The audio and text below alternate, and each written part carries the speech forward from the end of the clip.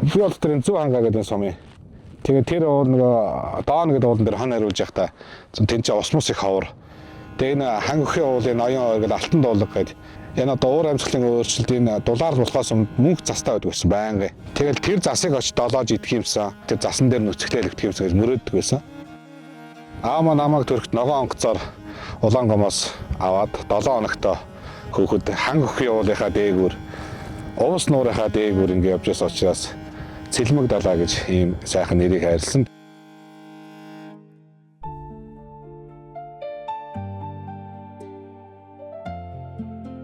Миний хувьд болохоор 2012 онд энд цэргийн их сургууль төгсөөр би эрх зүйч мэргэжилтэй. Тэгээд манай эхнэр энэ байгаль орчны салбарт ажиллаад энэ хангахын хамгаалалтаа газар тэгээд ажилд ороод би эхнэрээ дагж ирсэн. Тэгээд ер нь сарын дараа энэ байгууллага байгаль хамгаалагчаар анх ажилд ороод тэгээд энэ байгаль хамгаалах ажилд ерөнхийдөө өөрийнхөө бие сэтгэлийг зориулж эхэлсэн. За манай эхнэр үгээр хамт ажилладаг байсан 7 жил. 7 жил энэ хангахын нуруу, хяргас нуур, алтан ис энэ хариуцсан хамгаалж байгаа тусгай хамгаалалтаа газар нутгийг хамгаалах ажил тууштай 14 жил ажиллаж байна миний бие.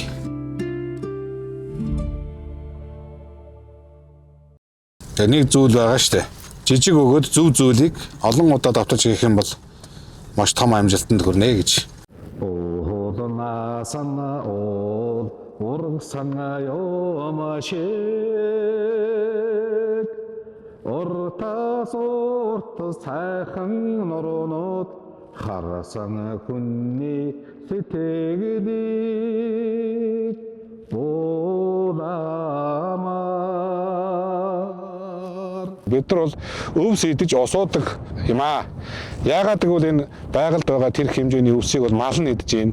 Энэ байгальд байгаа тэр усыг мал нь ууж байна. Тэгээд тэр малынхаа одоо сайхан эрүүл мах бид нар идэж байна. Дээрээс нь одоо бид нар тэр сайхан байгальдын сайхан газар тариалал эрхлээд урлаа үйлдвэрлэж байна.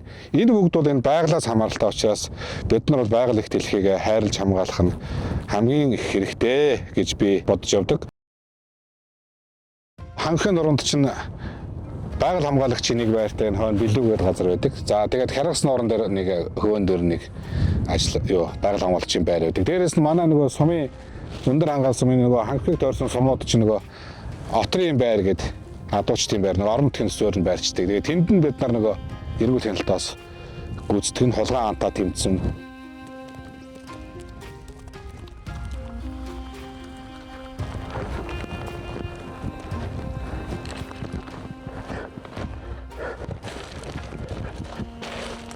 Хэлбэр дурны явсан. Мөхөл апдейт хөдөлгөөн намтгуулаад ингээл цагаан дандаа.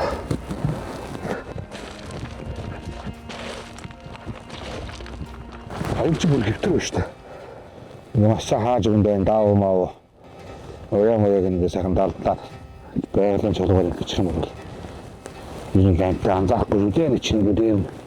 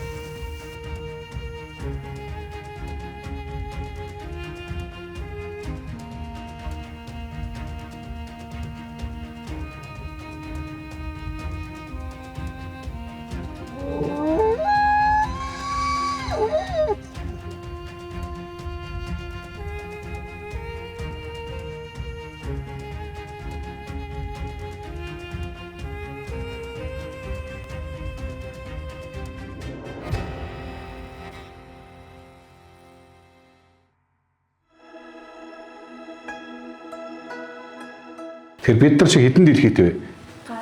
Ганцхан дэлхийтэй. Тэгэхээр бид нар дахиад ер нь дэлхий олдох л үү? Тэгэхээр бид нар дахиж дэлхий олдохгүй шүү. Тэгэхээр байгаа цорын ганц дэлхийгээ бид нар хайрлах хэрэгтэй. Тэгэхээр би та хэдээс нэг асуулт асууя. Энэ дэлхийн дулаарл уур амьсгалын өөрчлөлт гэж яг юу хэлээд байгаа юм болоо? Дэлхийн чиглэлтэй хүнтэй адилхан хүний дээр илдэг зүрх өөрөөр сатаа гачмагтыг нь яаж авах вэ? Яаж гэсэн. За тэгээд өнөөдрөөс хүүхдүүдтэй бас сайхан олон илтгэл хэлцүүлэг хийлээ. Хүүхдүүдэд бас энэ дэлхийн дулаалал байгаль орчны дөрөөдлийн чиглэлээр зөндөө олон шинэ санаачлагыг бас хийж ажилладаг байгаа. Тэр манай энэ бүс нутагт бол одоо бэлчээрийн дац ихсээ. Энэ юутай холбоотой бол одоо мал аж ахуй бас ихссэнтэй холбоотой. Хөрсний дөрөөдөл зөвлөлт бий бас болж байна.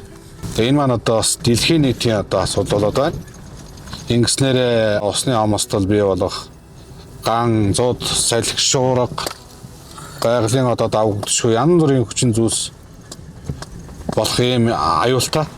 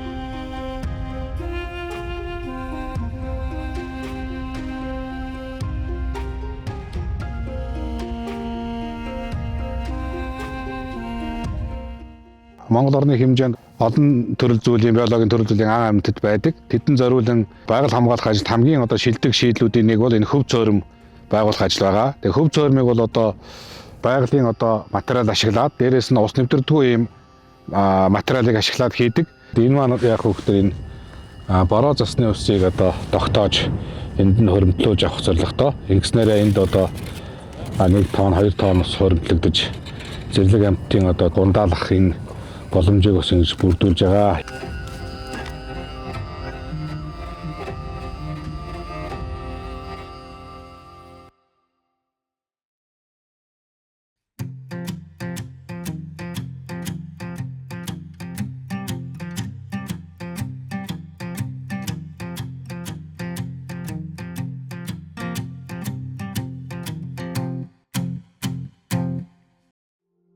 Манай бүс нутагт бол одоо 1970-80 оны үед энэ ханхи уул баруун өвөрдөн жишээлбэл 30 гаруй болог одоо чөлөөтэй ингээ урсдаг байсан. Гэтэл одоо уур амьсгалын өөрчлөлт дэлхийн дулаалтай холбоотой, дээрэс нь хүний буруутай үйл ажиллагаатай холбоотой тэр булаг маань одоо цөөрч одоогийн яг байдлаа гарч байгаа булгын тоо нэг 4-5 булаг л гарч байгаа.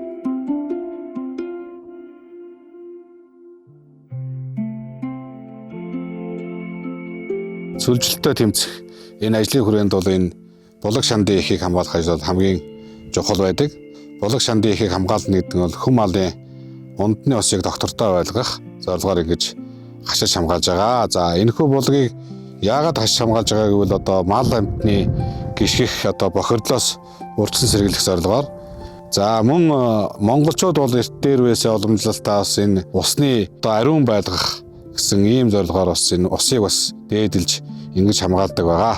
Одоо булгийн эхэнд байгаа усны судал сувгийг таслахгүйгээр одоо ингээд арматурын төмрөөр зангидаж газрын хөрсийг эвдэхгүйгээр ингэж байгальд ээлтэй аргаар хашиж хамгаалдаг байгаа.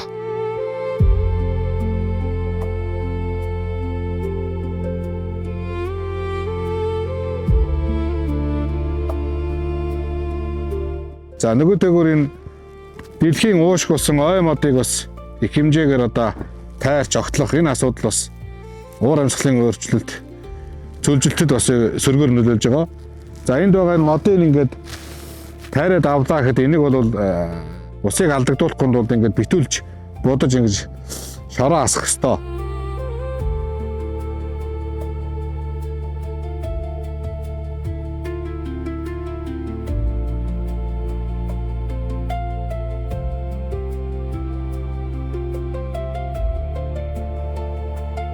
Өөрийн гээгнээс үдшийн бүрийн хүртэл сайхан байгаль эх орноо хамгаалж ажилдаг жинхэнэ эх оронч, жинхэнэ баатарлаг хүмүүс бол энэ байгаль орчны салбарын хүмүүс байдаг.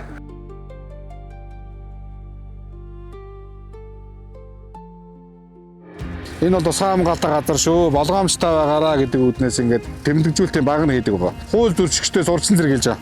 Тэгээд энэ байгалыг зөвхөн байгаль орчны хүмүүс биш. Хүн бүхэн хамгаалах, хүн бүхэн энд оролцох хэрэгтэй. Өнөөдөр таны байгаль орчны төлөө гаргасан нэг шийдвэр бүхэн маргаашийн хүн төрөлхтний амьдралд чухал үүрэгтэй.